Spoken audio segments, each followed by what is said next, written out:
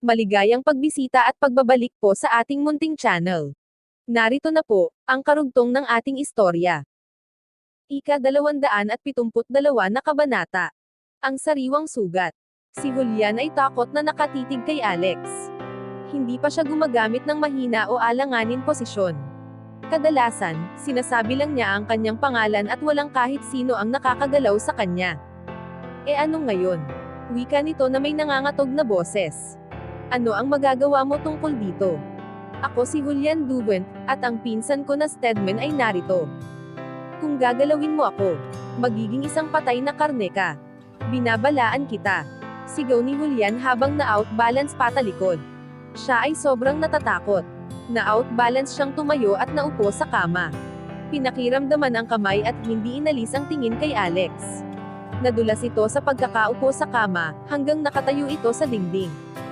Ang mga babae ay lumipat sa kabilang gilid, pero hindi sila naglakas ng loob lumabas. Napansin niyang siya ay nakulong. Si Julian ay nawala ang huling pagpipigil. Pakiusap, huwag mo akong saktan. Masyado akong nagalit, at hindi ko alam ang ginagawa ko. Si Alex ay nakarating sa kabilang gilid ng kama. Si Chris ay nakatayo sa likod nito. Hindi siya sigurado sa kanyang gagawin. Malamang ay kaya ko nang sakalin ang lalaking ito, mula dito, sa isip niya. Sapat ang aking lakas. At nakatingin siya sa ibang direksyon. Ito na ang perpektong pagkakataon. Pero nang maaabot na niya ang leeg ni Alex, si Julian ay naglabas ng baril mula sa ilalim ng unan sa tabi niya. Itinutok nito kay Alex at matagumpay na ngumiti. Muntik ko nang makalimutan na mayroon pala ako nito, wika niya. Pupusta ako na hindi mo inaasahan ito, tama. Tumiti ito kay Alex ng ilang segundo. Minanamnam ang kanyang tagumpay. Mapunta ka sa impyerno, wika nito at kinalabit ang gatilyo. Si Alex ay nag-react sa pamamagitan tulad ng bilis ng kidlat. Wala siyang oras para suriin ang nangyayari sa kanyang paligid. Parang siya ay may animal instinct. Ang bala ni Julian ay tumama sa dingding. Si Julian ay nagtaka. Si Alex ay gumalaw ng napakabilis, at hindi niya naiintindihan kung ano ang nangyari. Nang sa wakas ay napagtanto niya. Mabilis niyang itinutok muli ang baril kay Alex. Pero bago pa niya makalabit ang gatilyo, nakita niya ang mabilis na liwanag sa gilid ng kanyang mata. Isang maliit na patalim ang lumipad patungo sa kanya, at tumama sa kanyang kamay. Nabitawan nito ang baril. Ang kamay ni Julian ay pumintig sa sakit. At nang itiningalan niya ang ulo, nakita niya si Alex na nakatayo sa kanyang harapan. Dinampot nito ang baril at itinutok kay Julian. Si Julian ay sobrang natatakot, hindi makapagsalita o makagalaw. Nanginig siya at bumagsak sa kama. Gusto mo bang malaman ang pakiramdam? Malamig na wika ni Alex. Hindi pakiusap, nabubulol na wika ni Julian. Lumungod ito at nagmakaawa kay Alex. Makinig ka, nagkamali ako, pakiusap, huwag mo akong saktan. Lumapit ka dito. Biglang sinigawan ni Alex si Saul. Si Saul ay lumapit at tumayo sa tabi ni Alex. Barilin mo siya, wika ni Alex at ibinigay ang baril kay Saul. Kung gusto niya paghigantihan kami ng kaibigan ko, hayaan natin siyang makita kung ano ang mangyayari kapag nabigo ka. Hindi na ako si Alex Ambrose. Ang pamilya ko ay hindi na makikialam sa mga problema ko. Kailangan kong maghanap ng sarili kong solusyon. Kinuha ni Saul ang baril at tumingin kay Julian. Bahagya itong nanginginig. Patawad Julian. Saul, huwag kang maglalakas ng loob, barilin ako. Si Julian ay sumabog ang desperadong galit. Papatayin kita. Pasensya na, pagulit ni Saul. Dahan-dahan itong itinutok. Alam niya na kapag hindi niya ginawa ang sinasabi ni Alex, baka siya ang barilin ni Alex. Si Julian ay malubhang nanginginig. Tumingin siya kay Chris na may nagmamakaawang tingin. Chris, pakiusap, pahintuan mo siya, sige na. Babarilin niya ako. Saul, tawag ni Chris. Si Julian ay sumaya. Ang kanyang pinsan ay ililigtas siya. Tumingin ito kay Saul. Ibaba mo ang baril. Alam mo kung sino siya. Kung hindi mo gagawin ang sinasabi niya, ang kanyang pamilya ay hahantingin ka. Sumingit si Chris. Tumingin pabalik si Julian dito. Ang mukha nito ay malungkot pero determinado. Wala sa mukha nito na pigilan si Saul. Ang puso ni Julian ay lumukso ng mabilis. Si Chris ay nagpatuloy. Tumayo ka at tanggapin mo ang putok. Kung nakaluhod ka sa kama, hindi ito magiging malinis. Baka tamaan ka niya sa masamang posisyon, at magdurusa ka.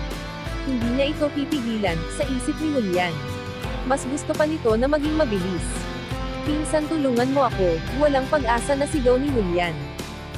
Umalis ka sa kama, wika ni Chris at hinila si Julian sa lapag. Si Julian ay tumingin kay Alex. Pakiusap, hayaan mo ako. Ang pamilya ko ay importante. Bibigyan kita ng maraming pera.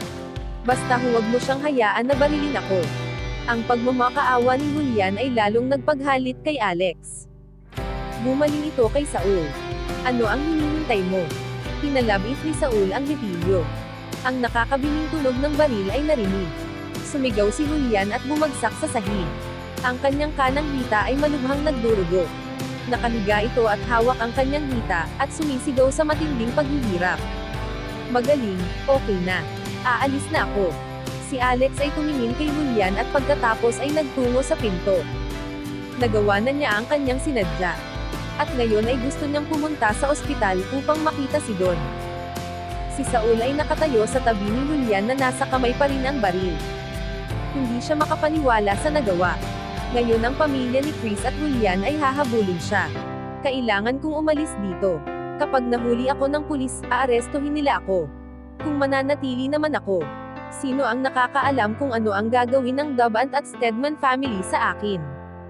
Tumakbo ito palabas ng villa at naglaho sa gate ng community. Si Julian ay nakahiga pa rin, sumisigaw. Si Chris ay nakahinga ng maluwang.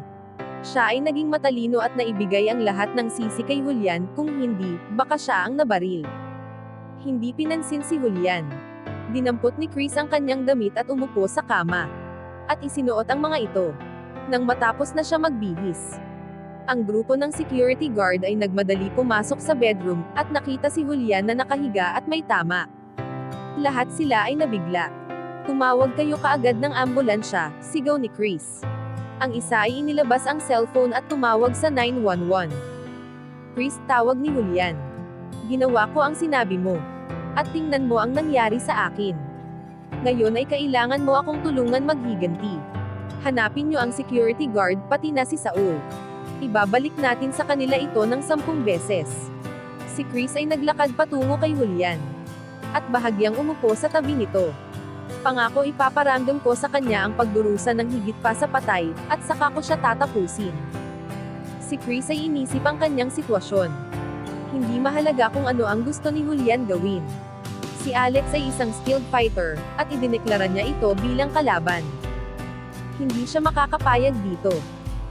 Nang makaalis ng bahay si Alex at naglakad palabas ng community gate. Sumakay siya ng taxi at tumawag kay Don. Nang malaman niya kung saan ospital dinala si Don, nagmadali siya sa abot ng kanyang makakaya. Bumaba siya ng taxi, at tumakbo patungo sa 3rd floor. Nang makarating siya sa kwarto ni Don, nakita niya ang kapatid nito na si Daisy na naroon. At ang mga sugat nito ay hindi pa rin naaasikaso. Alex, narito ka na. Okay ka lang, wika ni Don. Nang makita niya ang payapang ekspresyon sa mukha ni Alex, siya ay nakahinga ng maluwang. Don, paano, at bakit hindi ka pa nila inaasikaso? Isang tanong ni Alex. Nag-aalala siya rito.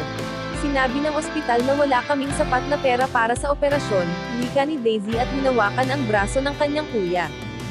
Ang mata nito ay puno ng pag-aalala. Sapat lang sa kama ang aming nabayaran. Tumayo ito, naglakad patungo kay Alex, at tumingin ng may pagsusumamo. Alex, pwede bang pahiramin mo kami ng pera, para sa operasyon ni Don? Pangako, babayaran kita. Nag-aaral pa ako, pero, pwede akong magbayad ng paunti-unti kung kailan ko kaya. Pakiusap, tulungan mo kami. Tumingin si Alex sa mga mata nito. Narinig niya si Don kung paano nagtatrabaho mabuti para sa pangangailangan ng kanyang kapatid, habang nag-aaral. Pero maliwanag na hindi ito nawawalan ng pag-asa. Kahit dumedepende ito kay Don. Nakikita ni Alex na gagawin ito ang lahat upang mabayaran siya. Hindi tayo pwedeng humiling sa kanya, na gawin iyon, wika ni Don. Si Alex ay isa ring security guard, at kakaumpisa pa lang niya sa trabaho. Paano niya tayo mapapahiram? Si Alex ay nabagabag sa determinasyon ni Daisy. Walang sabi-sabi, siya ay tumalikod at lumabas ng kwarto. Si Daisy ay halos nagsisimula ng umiyak. Ano ang gagawin natin? Ang sugat mo ay maiimpeksyon.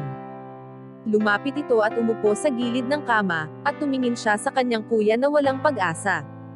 Okay lang Daisy, wika ni Don na nakangiti. Matibay ako.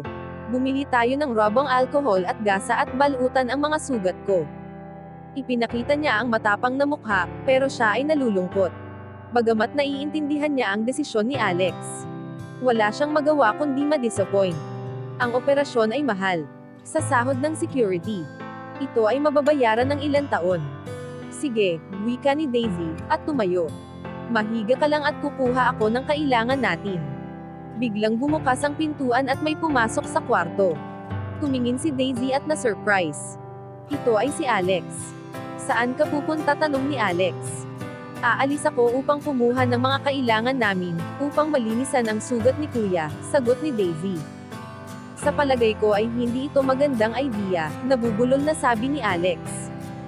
Pagkatapos, pumasok ang doktor at dalawang nurse sa loob kasunod niya. Doktor, pakiusap ihanda niyo ang aking kaibigan para sa operasyon. Ika-273 na kabanata. Ang pagtatanong. Ang doktor at mga nurse ay lumapit kay Don. Alex, si Don ay na-surprise. Napagtanto niya na hindi umalis si Alex. Lumabas ito upang tumawag ng doktor. Huwag kang magsalita ng kahit ano, wika ni Alex. Hayaan natin na maoperahan ka. Medyo nakaramdam siya ng hindi maganda, nang mabilis na umalis sa kwarto, nang walang sabi-sabi. Pero ang pagsusumamo ni Daisy ay nakapagpagalit sa kanya sa ospital, at hindi ooperahan si Don. Ito ang dahilan kaya siya umalis at mabilis na nagtungo sa nurse station, at hiniling ang pinakamagaling na surgeon sa ospital. Ang halaga ay hindi importante. Dahil nasa kanya ang bank card na ibinigay ng Moon Girls. Ang nurse ay maingat na tiningnan ang mga sugat ni Don. At ang doktor ay sinabi na maghanda siya sa operasyon. Habang iniikot ang kama, at inilabas ng kwarto. Sumunod sina Alex at Daisy, nagtungo sa mga bangko, at naupo. Maraming salamat Alex, pasasalamat na wika ni Daisy. Maraming salamat sa pagligtas sa kuya ko. Pangako, babayaran kita. Tumingin ito kay Alex at ang mata nito ay kumikinang sa saya. Huwag munang alalahanin ito, si Don ay aking kaibigan. Kailangan niya ng tulong. Iyon lang ang mahalaga, at ngumiti siya dito. Napakamatulungin mo, sagot ni Daisy, at ang mukha nito ay lalong sumeryoso. Pero ikaw at si Kuya ay pareho ng trabaho. Paano mo ito makakaya? Babayaran kita pangako. Pag-usapan na lang natin ito sa susunod, wika ni Alex na may mapait na ngiti. Pagkatapos maghilim ang mga sugat ni Don, saka ko sasabihin ang lahat sa isip niya. Ang doktor ay lumapit sa kanila. Mukha itong kinakabahan. Sir, pwede bang sumama ka sa akin? May mga dokumento ako na papapirmahan sa iyo. Sige, sagot ni Alex. Hintayin mo ako dito, Daisy. Kung pagod ka na, pwede kang magpahinga. Tumayo si Alex at sumunod sa doktor sa hallway. Nang sila ay nasa sulok at malapit na sa opisina ng doktor. Naglakad si Alex ng diretso.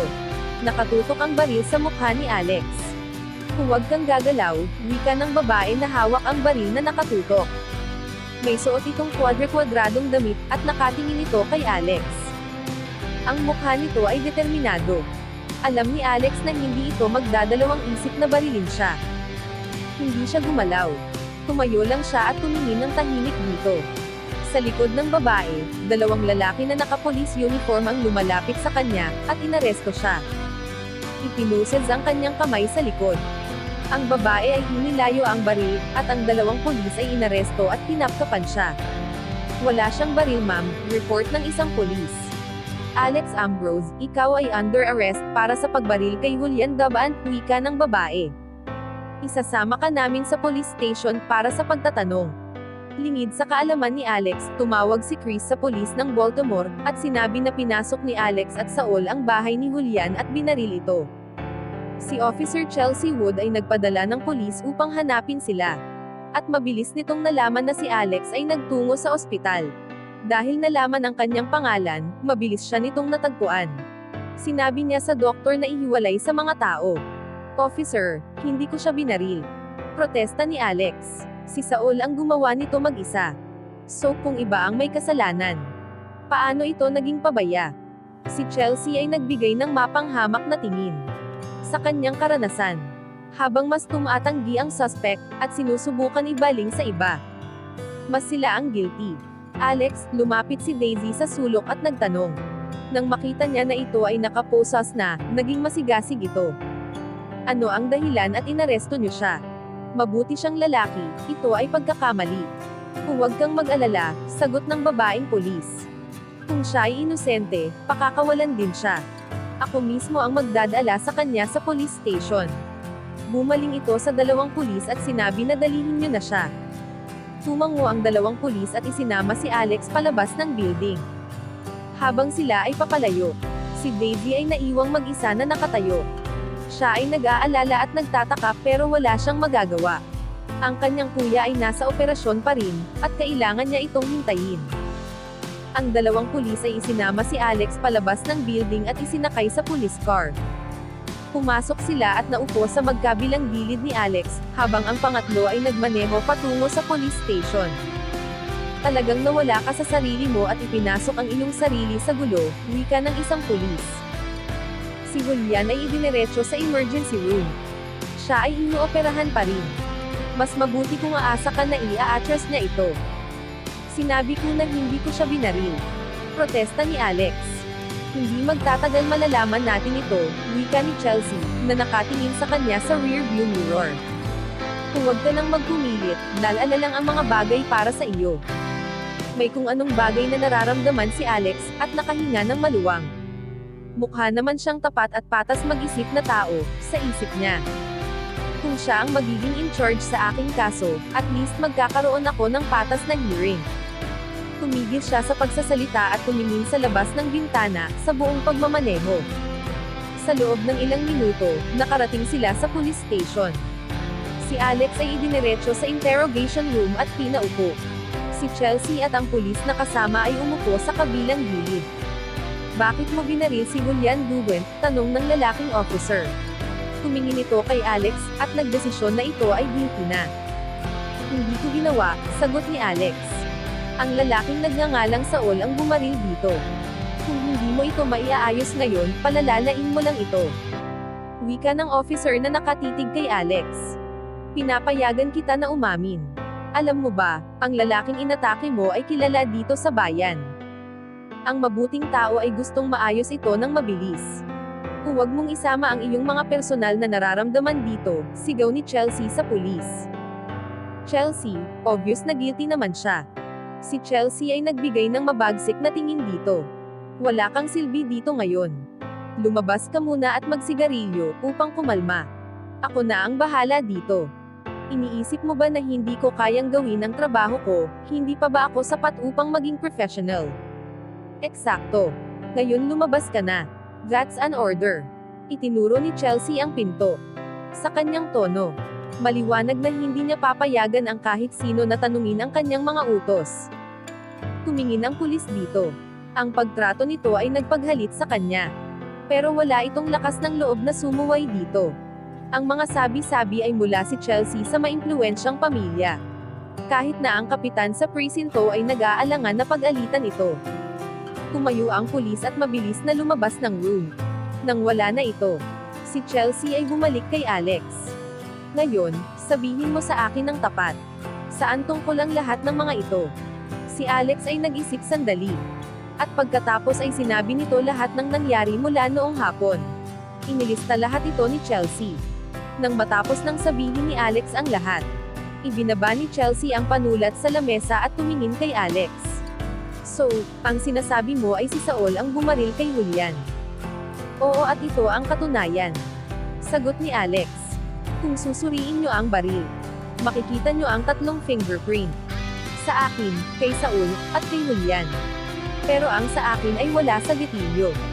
Dinampot ko ang baril sa lapag. Pero hindi ko ito pinaputok. Silang dalawa lang ang nagpaputok.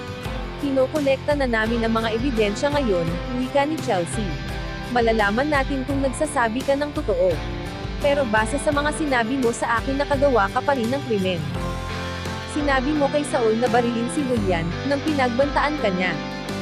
Kailangan pa rin kitang kasuhan. Si Julian ay inutusan si Saul na patayin ako at ang aking kaibigan. Napigilan ko siya at sinamahan ako patungo sa bahay nila Julian. Inilabas nito ang kanyang baril at papatayin ako. Sinabi ko kay Saul na barilin siya. Ito ay self-defense.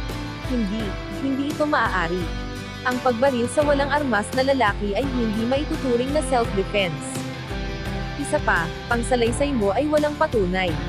Kilala ko kung sino si Saul. Siya ay walang awang underground boxer. At sinasabi mo na, napasunod mo siya. At sinabi mo na nabaril ka ng 2 beses at nakaiwas ka. Para itong kwentong talinghaga. Sinabi ko na sa iyo, hindi ako nagsisinungaling, reklamo ni Alex. Kahit ano pa, hindi magtatagal malalaman natin ang katotohanan, wika ni Chelsea, at isinara ang kanyang notebook. Kailangan ka naming ikulong hanggang sa lumabas ang katotohanan. Tumayo ito at sumunod si Alex. Ang mata ni Chelsea ay biglang kumislap, at ang kanang kamay ay lumipad na parang isang pana, patungo sa leeg ni Alex. Si Alex ay nabigla, pero may oras siya upang yumuko. At ang kamay nito ay lumagpas sa ibabaw ng kanyang ulo. Si Chelsea ay mukhang nabigla, dahil nagawa nitong iwasan ang kanyang atake. Mabilis na pinuntirya nito muli ang mukha. Si Alex ay umatras, at ang suntok gumasgas sa kanyang ilong. Itinulak ni Alex ang lamesa sa pamamagitan ng kanyang paa. Dumulas ito sa kasalungat na sahig at tinamaan si Chelsea sa hita. Sumigaw ito sa sakit at napa-atras ng 2 hakbang. Nang makita ni Alex na napangiwi ito sa sakit, si Alex ay medyo nagsisi. Pasensya na, wika nito. Gusto lang ni Chelsea malaman kung napasunod talaga niya si Saul. Kung nagawa niya ito nang nakapusas. Sa isip niya, ay malamang na nagsasabi ito ng totoo. Pero hindi pa rin siya sigurado. Pinalakas niya ang kanyang kamao at mabilis na lumusob kay Alex. Muli ay pinuntirya nito ang kanyang ilong. Si Alex ay nanatiling kalmado. Sa kanyang isip, ang kakayahan nito ay hindi dapat ipag-alala. Ipinihit nito ang katawan upang maiwasan ang suntok ni Chelsea. Sinipa ni Chelsea itong ngunit mas mabilis si Alex. Iniangat nito ang binti at inipit ang hita ni Chelsea sa kanyang mga hita. Hindi na ito makagalaw. Pakawalan mo ako, sigaw nito.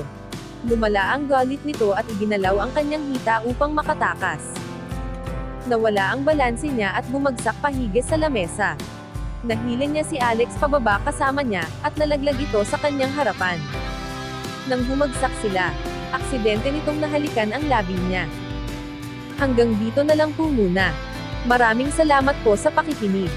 Pwede po bang humingi ng subscribe bilang pagsuporta sa ating munting channel? Hanggang sa susunod po muli. Stay safe and God bless.